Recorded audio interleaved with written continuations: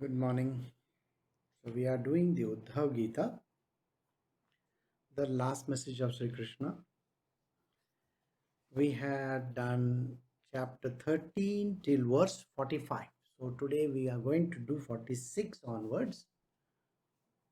And we were talking about how every different individual who is committed to spiritual is supposed to behave. What are the kinds of rules, regulations, how they are supposed to be enacted, so on and so forth. Now, today we are going to finish that particular part. So, we are continuing with our journey and we are going to verse 46. We are doing chapter 13 from the Uddhava Gita, the last message of Sri Krishna, the dialogue between Krishna and Uddhava. Verse 46. Having his mind thus purified by the performance of his duty and knowing my divinity, he becomes endowed with knowledge and realization and soon attains to me. We are discussing about the householder and those who are currently on the path of spiritual. We are not talking of sannyasis. We are talking of people who have not taken up sannyasa, who have taken up a regular job and activity in their life but still are on the path of spiritual. For such kind of people, to perform their duties is the most essential thing. The entire Bhagavad Gita, the Uddhava Gita, and every other scriptures that are there, which are very, very profound and deep, talk about material worldly people when they enter this spiritual world, how they are supposed to go about it. It is never mentioned that a householder is supposed to leave their household duties and move along into the spiritual completely, unless and until a complete renunciation has come in them and they have got fed up with their material worldly objectives and they have no desires, and such kind of people can become sannyasis. Now, the material worldly people are supposed to perform their duties. Now, the way the duty has to be performed, it has to be performed diligently, which means if you are working for an organization, a company, a place, a shop, or whatever, or you may be a farmer or any other profession you might be having. Let us say you are a professional. Your job is to diligently do it. See, it is very important that you put your 100% attention in the job also. It is not mentioned that this job has to be done just for the heck of it. You have to do the job perfectly. Now, why it has to be done perfectly is because, first and foremost, you need to forget that you are doing it for yourself or your family members. It is a place and the location has been given to you specifically by God Himself. Your birth till your death and whatever that you are doing just now is ruled by the divine. So, what makes us think that we are doing it for ourselves? So, you have to understand this is a job given to you by God Himself, and you are doing this job of serving Him. So, when you perform a duty serving the Lord, this is the way you got to see it. And when you perform all your duties, then you will be a very good devotee of God. Now, in the second case, he says that you may have a family or you may be alone, it does not matter. Or if you have some people to look after, you have to take care of them as children of God. They are not some outsiders, they are also children of God, and you have to be very good taking care of them. So, this also means taking care of your near and dear ones and whomsoever you are serving.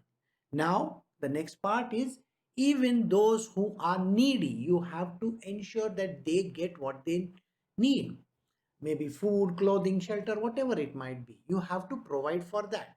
When you are such a kind of a person, what happens to you? Now, you have got a responsibility. Now, the responsibility is of a very good householder. That means you are taking care of your job, of your family, wife, children, or whoever that is there in your family, plus your near and dear ones, and whoever is near you. That means even the people outside of your purview. Once you do that, then what happens is you are given additional charge, an additional charge of taking care of more number of people. Think about it like this. If you are qualified, then only you are given a promotion. Isn't it true? Only when you can handle many people are you given the charge of many people. So now think about it. Who is the person who is in charge of this entire universe? It is God Almighty. He is in charge of this entire universe. Then He has given jobs and work functions to those whom He thinks are capable. They are called gods or deities, isn't it? So these are lesser deities, gods, or the small g that we write. Now these have been given certain functions to manage. Somebody has been given the function of knowledge, somebody has given the function of finance, somebody has been given the function of construction and activity, and so on and so forth. Then there are elements. Somebody is given the job of looking after an element, like say Vayu. Then there is somebody who is given another element which is called Agni, fire. So likewise, there are gods who are taking care of the different elements. So there are gods which will take care of the animals, there are gods which will take care of the birds, the bees, you name it, everything. So now think about it. For the humans, we need somebody, isn't it? So if you are qualified, then you are promoted to the level that you can handle more and more people. You can take care of their difficulties. It is called delegation. Think about it. There were many people who were worshipping Mother Teresa. How many people were there? So Mother Teresa herself used to gather funding and so on and so forth and look after lakhs of children and people, those who were needy. Even in case of Jesus Christ, didn't he do the same thing? He was responsible for thousands and then millions and now billions of people. Same case with Buddha. He is now handling quite a lot of people. Take the case of Dalai Lama. Don't you think there are so many people who are reporting to him? Indirectly, of course. But they hold him in a high stead. They normally look up to him and say, okay, he is our leader. So the leadership position has to come to you. If you are qualified to do that, that means you got to have a very big heart. And it should not be selfish. No, there should be nothing hanky-panky over there. The more you can handle, the more responsibilities will be given to you. So now do you understand? If you can handle the responsibility, then you get closer to God. Isn't the Dalai Lama or the Pope or Mother Teresa very close to God? See, this is how it works. So now did you understand how does a person get purified by the performance of the duty? So once you perform your duty to all your near and dear ones, the ones who are closer to you, then greater responsibilities will be given. And greater responsibilities when they come to you, then the divine understands that you are now qualified to become somebody great. The spiritual masters are equally like that. Remember, they are not politically motivated. They are not involved in any publicity stunts or any of those kind of nonsensical stuff that goes around. They are very focused in their world. Look at Sai Baba. Sai Baba of Shirdi had, now there are thousands of people who go for darshan and later on they have food over there, isn't it?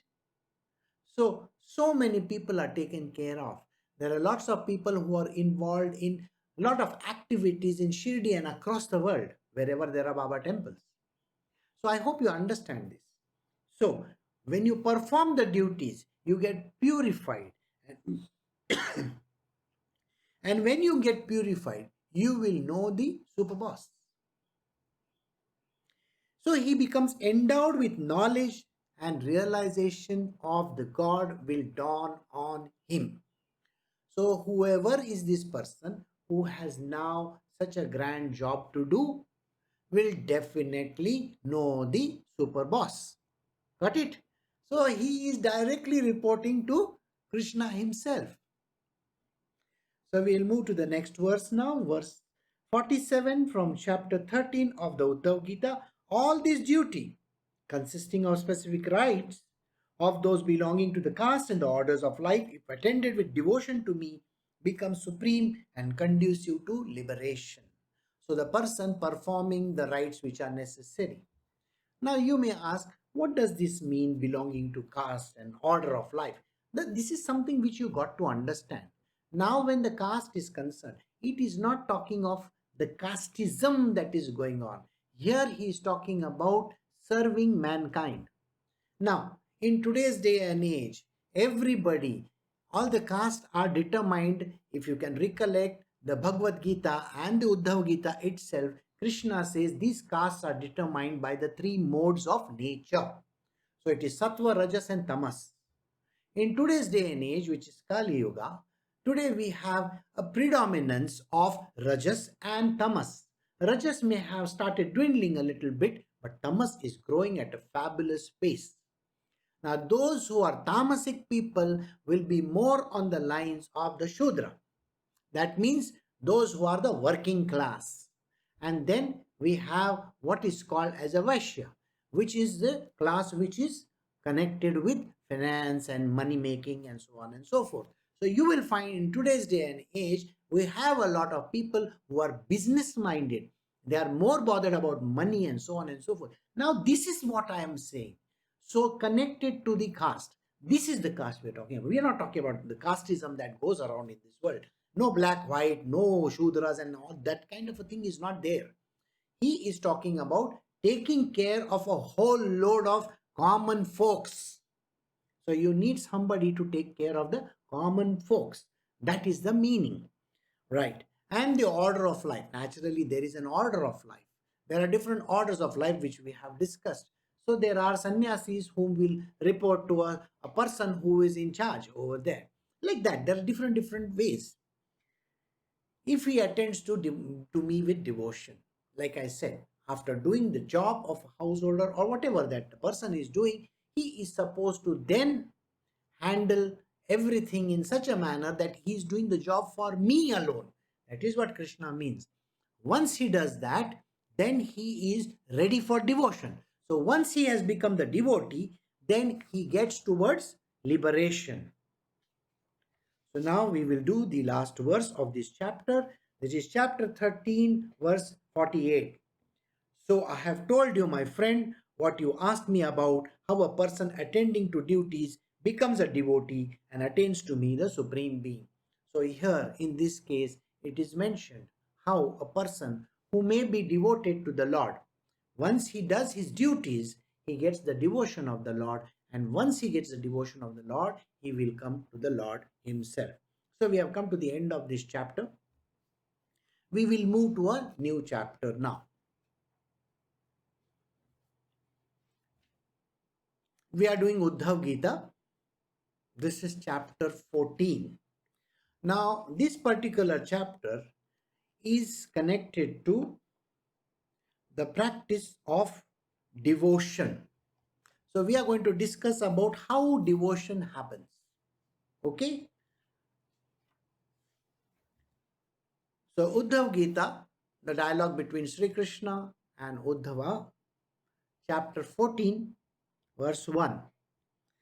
The Lord said, one who is endowed with scriptural erudition, culminating in realization, who has attained the self and has not mere theoretical knowledge, should surrender this knowledge with its means to me, knowing the universe to be but an illusion. So the opening verse is talking about how this person who is gone on the path of devotion, what is he supposed to do? Okay, so let us see how it is done. One who is endowed with scriptural erudition culminating in realization.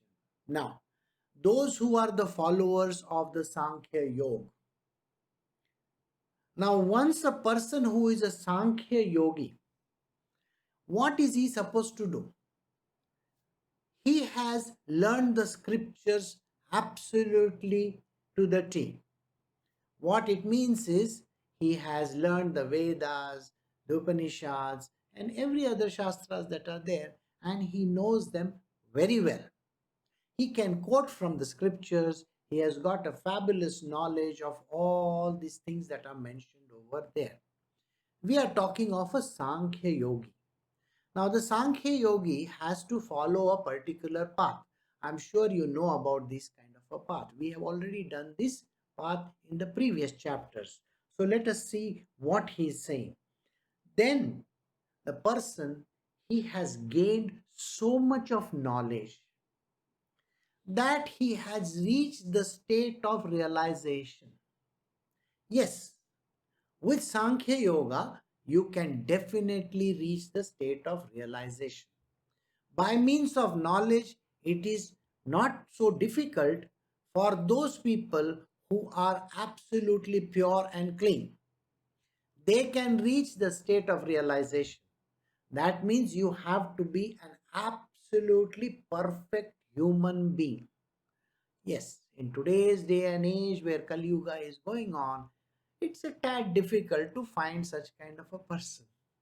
The reason why is because this whole world is contaminated.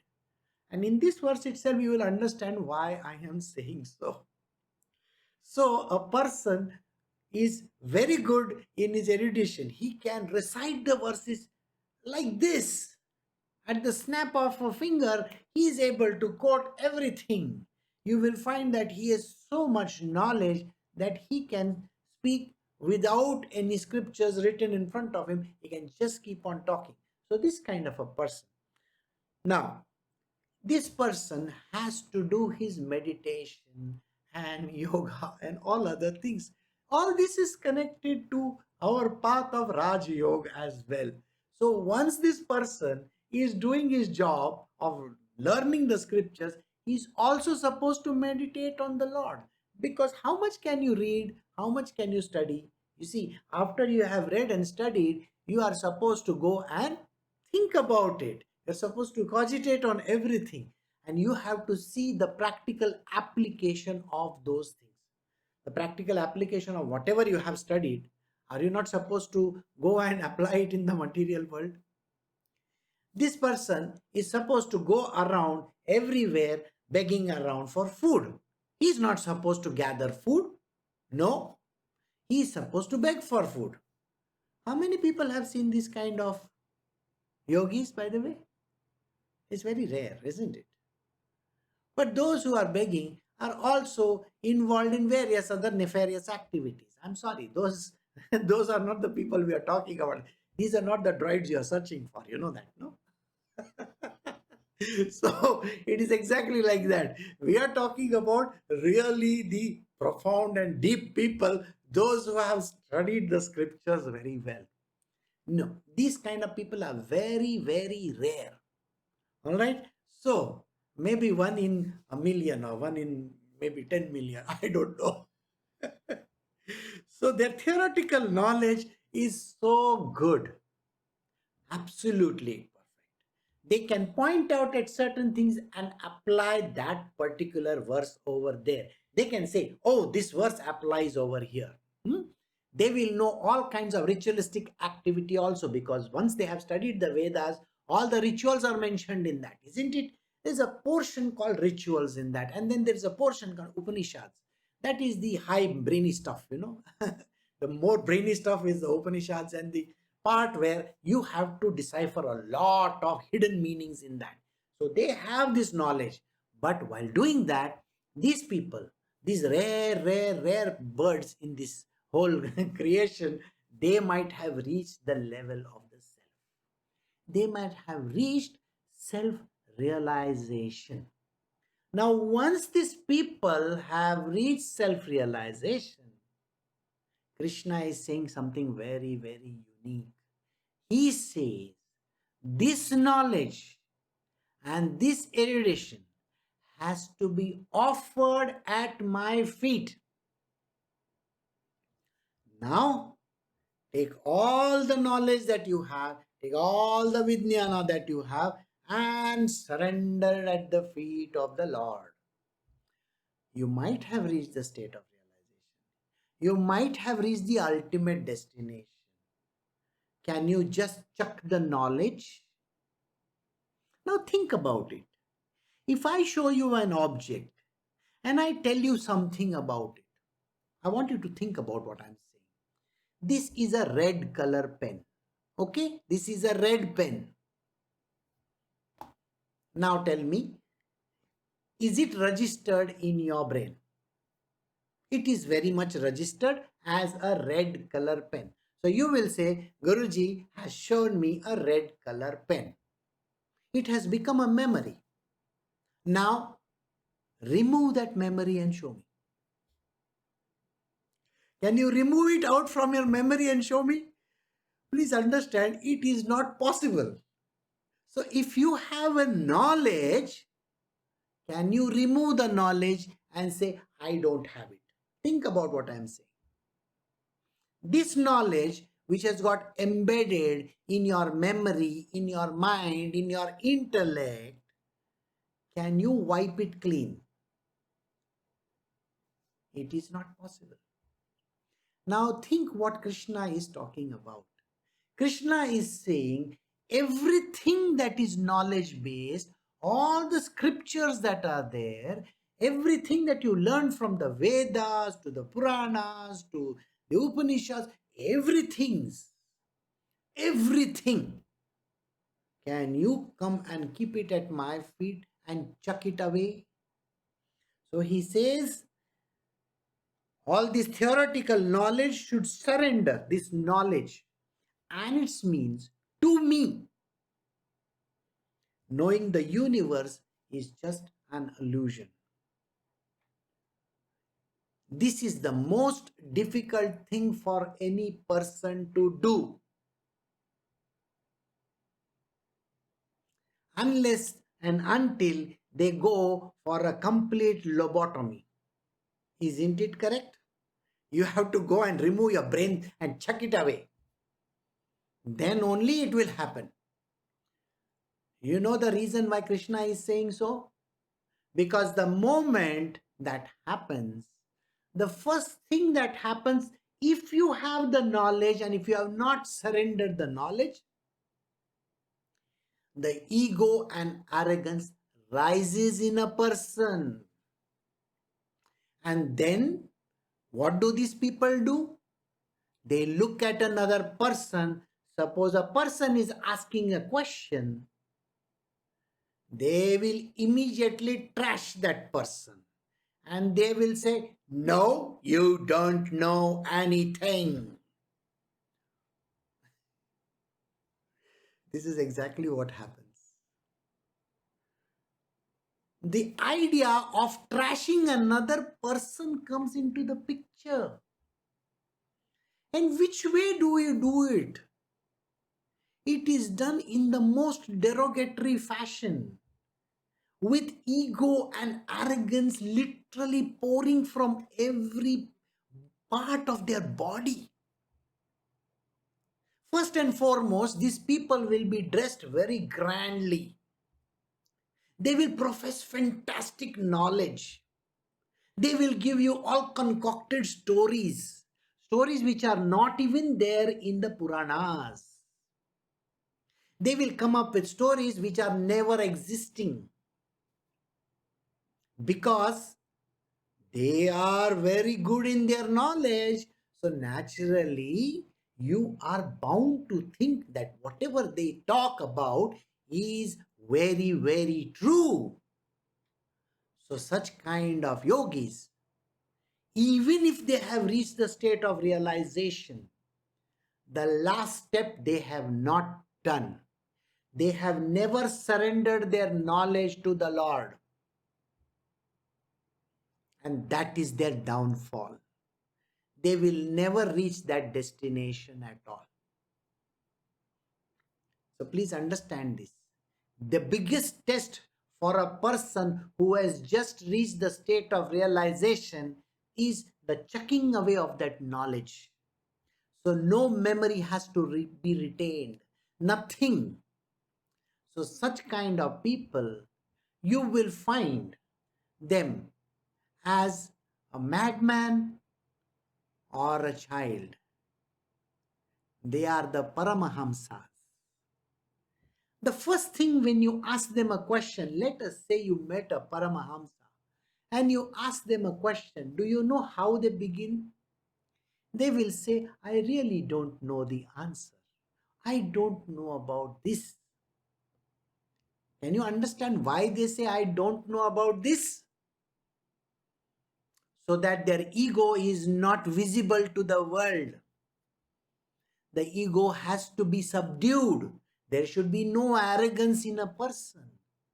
The answer has to flow from that person because they are the repository of knowledge. Please remember that. But because they have submitted to the will of Krishna, these people have become literally like a wax. They are molten. They are no longer having any ego of their sorry.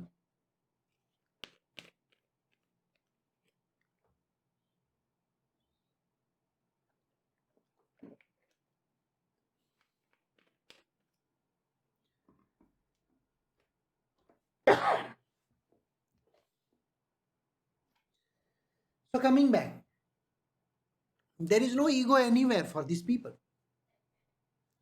They will not show any flourishes. They will be looking down. They will not have arrogance in their eyes at all. Their demeanor is going to be very, very mild. Those who have had the chance of meeting such great people, I want you to think about a couple of names. Think about the Baba, Sai Baba. The Ganesh Puri Baba, his name was Nityananda Swami of Ganesh Puri. Siddharudha Swami of Hubli. Ram Das of Kerala. Samarth Ramdas himself, which we are talking about in the afternoons. Mirabai. Look at all these people. Ramakrishna Paramahansa, Chaitanya Mahaprabhu, Kabir, Guru Nanak. And I want you to think about all these great names I have taken. Do you really believe these people showed any ego and arrogance anywhere in their life? They were Brahmanyanis also in this. They never pointed out the mistakes of other people. They never did anything like that. Their grandness and their greatness was the humility that they showed. Whatever knowledge that they had surrendered to the Lord. They were not giving answers on life. No. First, you have to understand, they are not going to give any answers on life. You see, what I mean is very simply this. When people come and ask difficult questions, Swamiji, can you please tell us how to find peace and tranquility in this world? I am sorry. Please go and read all the scriptures possible that these people, all their stories, you will never find this answer anywhere or this question raised by any person. As many names that I have taken, can you think of somebody standing in front of Mirabai and asking this, can I understand peace and tranquility? This question is never asked. Does anybody stand in front of Ramakrishna Paramahansa and say, Which kind of yoga I should perform? Nobody is going to ask this question to Ramakrishna Paramahansa. Ramakrishna Paramahansa will say, I'm very sorry. I don't teach those kind of nonsensical stuff. Please go away from here. Because you won't find anything like that over here. I am a simple human being. So please understand, whether it is Ramanuja, Vallabhacharya, okay, or Kanakdasa, you name it, Akka Mahadevi, none of these people, and I can quote thousands of these kind of people, they never gave life advice. They never said, okay, I am going to tell you how to solve your personal problem. They were not even interested in giving, because that is not spirituality. That is the new age bunkum that is being given. That is all the new age bullshit that is being trashed around. That is not spiritual. Even by trying to tell somebody, I know the formula of life. The formula of life is not with these people. They are not supposed to advise anybody on these kind of things. A true saint never talks and indulges in this kind of activities. He will quote the scriptures. Yes, he can say the Bhagavad Gita is like this. But he's not going to give you your deepest life problems. How do I stay with my wife? How do I handle the problems in my married life? Oh, better go to a psychiatrist or the marriage counselors or those kind of people. If a spiritual master is involved in this kind of a thing, I think he is not a spiritual master. He is an idiot. So a person should never ask this kind of a questions to a spiritual master. No, don't ever go and ask this kind of questions. The spiritual master, the ultimate one, has definitely this attitude of humility. He is so humble that he will say, I have surrendered my entire knowledge to Krishna. I don't have any knowledge. You see, the most difficult part over here is to quote from scriptures for any average person. But if a person quotes from scripture to find mistakes of other people, that means, oh, do you know in the Upanishad like this is written? Come on. That is not how you have to solve. You have to tell the people how to reach God by love and devotion only. The only person who is allowed this kind of a path where the person is teaching, and let me reiterate this to you, there are very few in this world who can tell you about the scriptures, and you can ask them these questions about the Upanishads and the other very important texts. Do you know who they are? They are called the Shankaracharyas. They have been given the designation by Adi Shankaracharya himself. All right? They are the only people, and there are 4 in India. And you can definitely go and join their places over there, maybe Sringeri or Puri or Dwarka, wherever you want to go. You can join them and ask them this question. But not to any other person. They are allowed to quote scriptures. They can give you those answers. Other people are not qualified. Because when they talk, you can see ego and arrogance dripping from them. And that is not right. For these kind of people, like I said, Shankaracharya is allowed. But for others, they have to surrender their knowledge to Krishna. So chapter 14 verse 1 says these words. They should surrender the knowledge with its means to me. Knowing the word is this universe is just an illusion. This is a very, very deeper understanding. So, you really please try to understand which place you are in and get the right kind of an understanding and knowledge.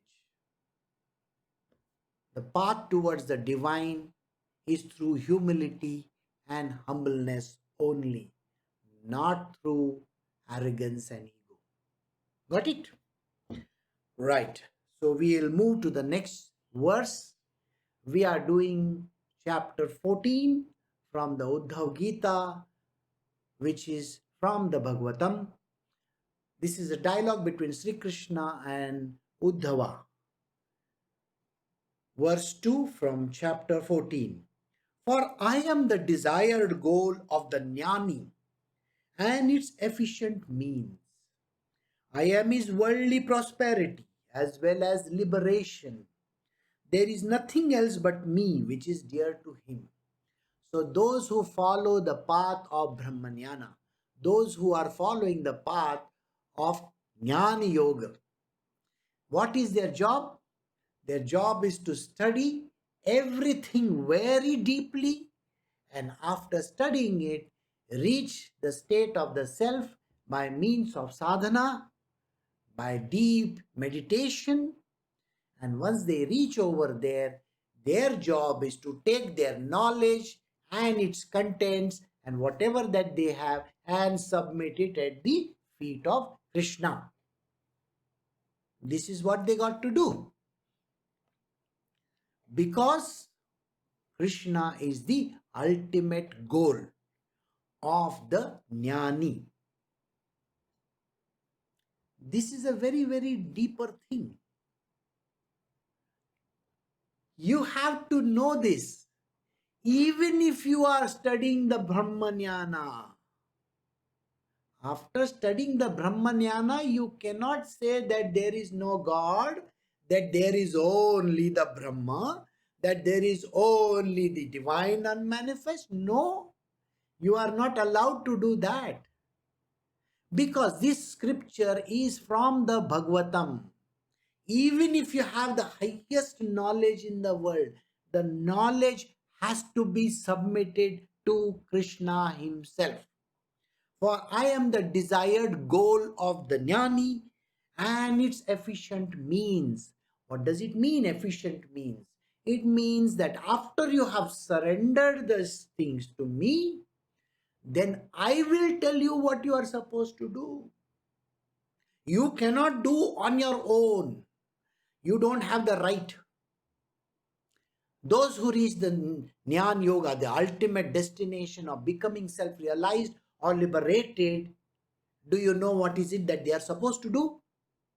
Submit everything to Krishna, and in a few days' time, they are supposed to release themselves from this top portion of their head, and they have to take samadhi.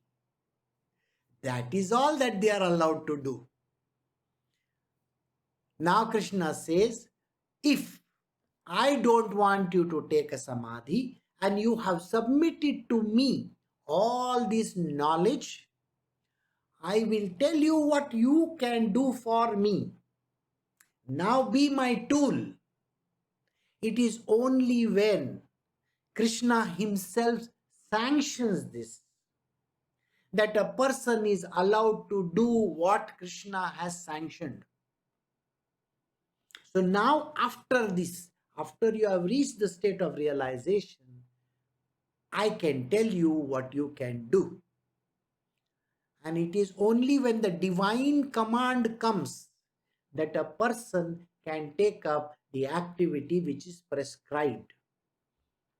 If you recollect, in the past, all the great jnanis were also given this kind of a task. These tasks were given by the divine themselves. All the Sapta Rishis that are there, they are the knowledge base. They have been told what to do. If you don't understand the Saptarishis, please look it up. That is their job that Krishna himself has given. Go and do this job. There is no release after that. No. You cannot go towards liberation. You have to keep on coming back again and again and again and again. Basically, you are eternal only, right? The knowledge base. And it is my job to tell you that you are supposed to do only this. Pursurama, what was he told? He was told to go and teach. Go and teach all these people. You have killed everybody. Yes, of course, that is your job. You were sent for a specific purpose. Now you may ask, why is Pursurama sent for a purpose? Well, if I am going to create a missile for killing people, if I am making a missile for killing people, isn't the missile supposed to do its job? Naturally. You do the job and then you take the shell and put it in a museum, isn't it? So that people can study it. Right? I hope you got it. You go to all these great museums, don't you find all those big planes and fighter planes and this and that? They are kept over there for study purposes, isn't it? If you come to Bangalore also, and if you go to Vishwesvaraya Museum over here, you will find one big aeroplane standing outside. And you will see those missiles lying outside. They are just the shells. So now do you understand? After you have been used for all your jobs, then you are going to only teach this world. So did you get the point? All these great sages and saints, their job is no longer to do what they were supposed to be doing in the past. Today their job is to teach. Only if there is a command from Krishna himself. Otherwise you are not allowed to teach. No. You cannot just say, oh, from tomorrow I will take up a job. I am going to become a professor of spiritual sciences. No. No spiritual sciences, you can't do that. So, this particular jnani understands that I am his prosperity as well. This is his worldly prosperity as well as liberation. What is worldly prosperity? Worldly prosperity is to be in love with Krishna, is to be a devotee of Krishna. That is all. Even this Brahmanyani is supposed to be sitting and doing bhajans and kirtans of Krishna himself. Got it? What is he supposed to do?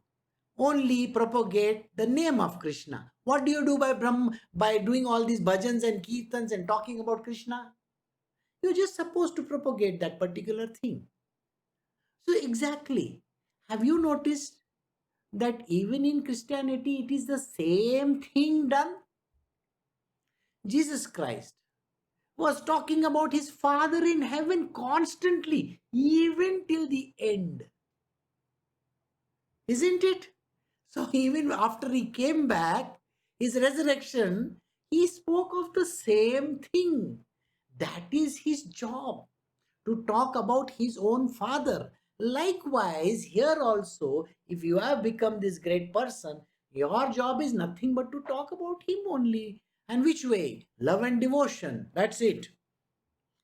Then, there is nothing else but me which is dear to him.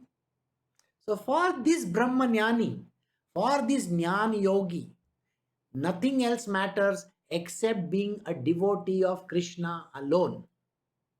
That is it. So I think you have got a clear understanding of where people stand. Now look at all these people I mentioned.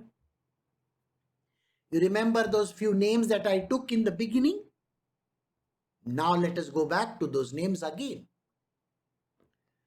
When I told you of Sai Baba, Ramakrishna Paramahansa, I told you of Mirabai, I told you of Tukaram, I told you of so many other sages and saints.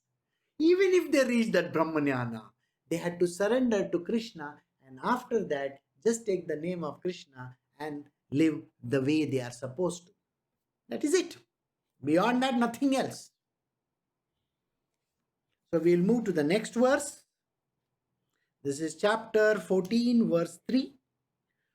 Those who have perfected themselves in knowledge and realization attain to my supreme abode. Since the Jnani cherishes me through his knowledge, therefore he is beloved to me.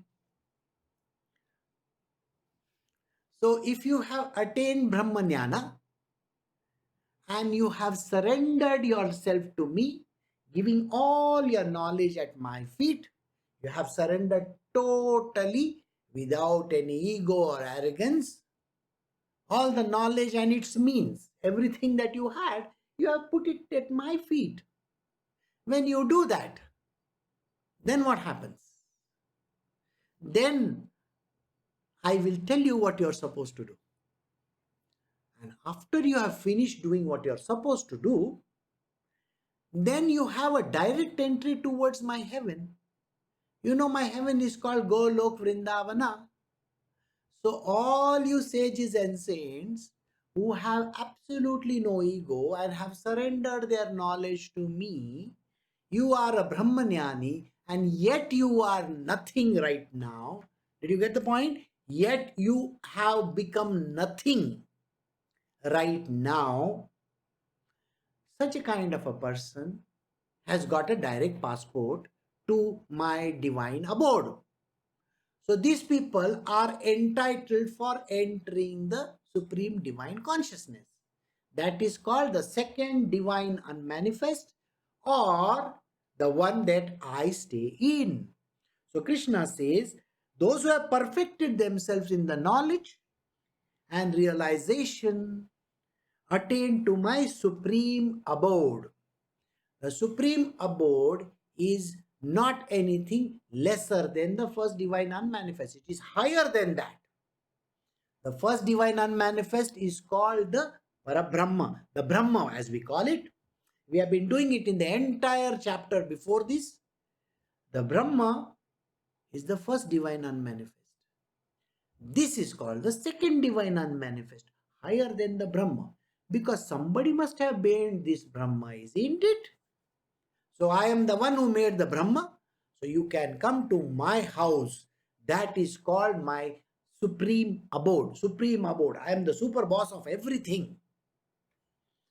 Since the Jnani cherishes me through his knowledge, therefore he is beloved to me.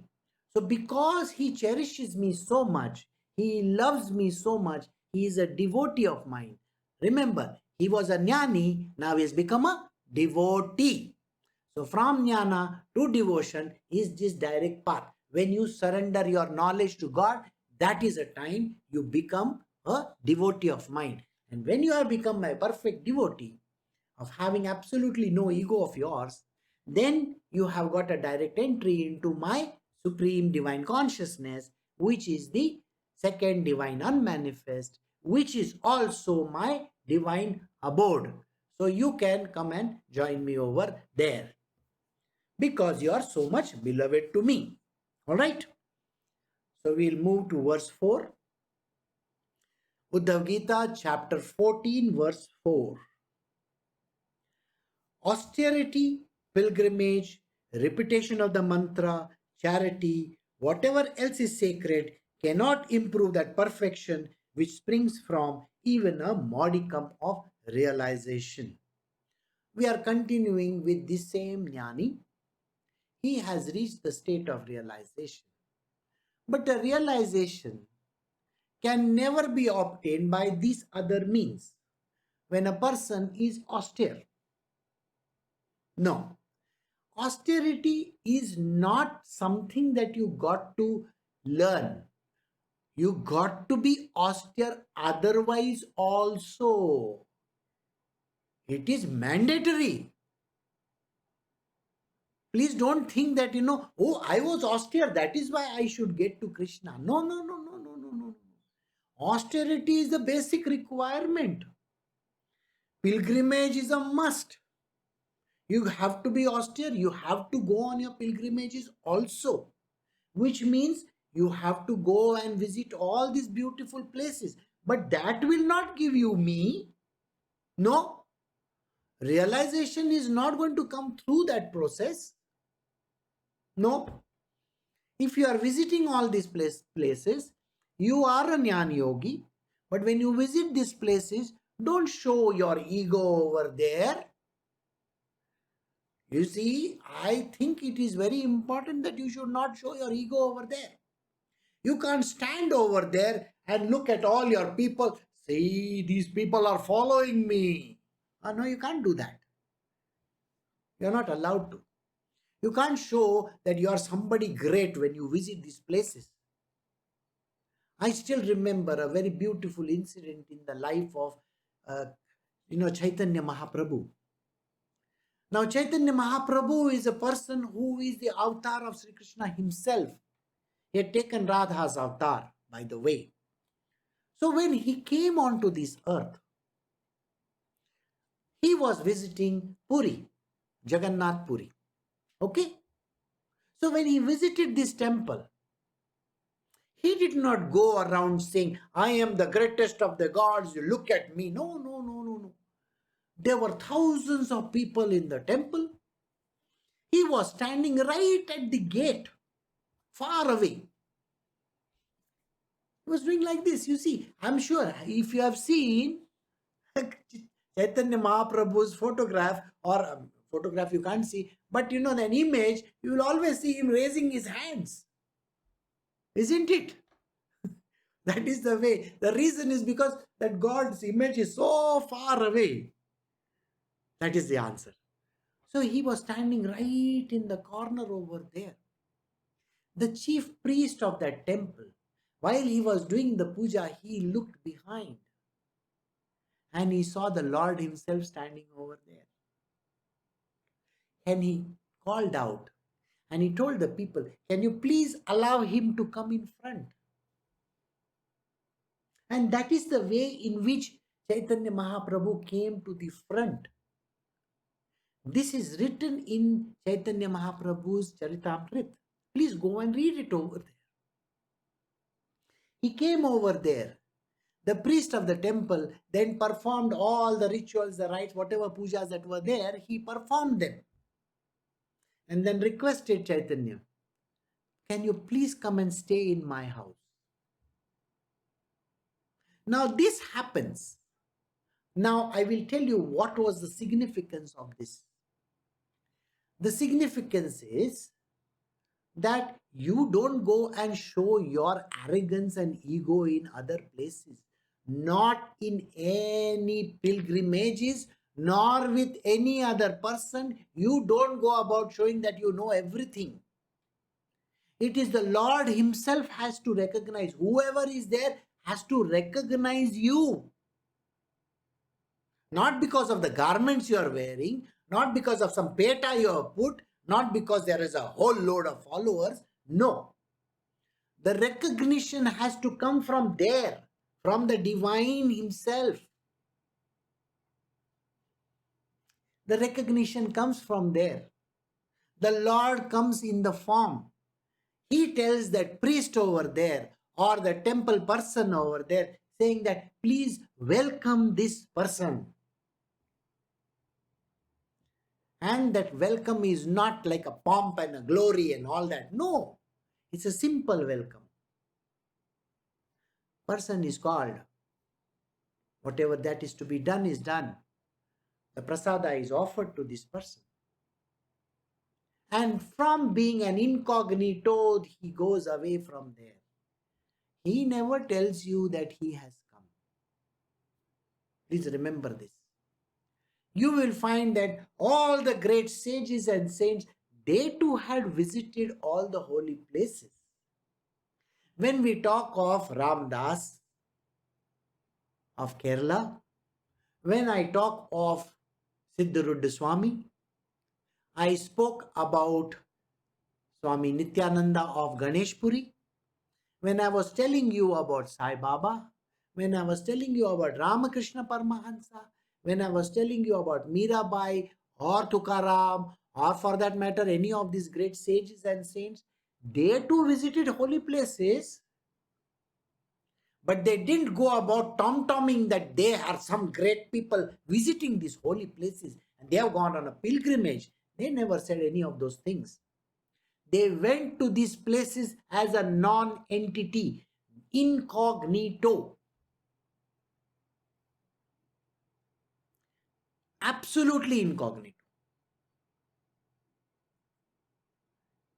You see, if you go and show yourself over there, then that particular divinity, he will be lost, isn't it?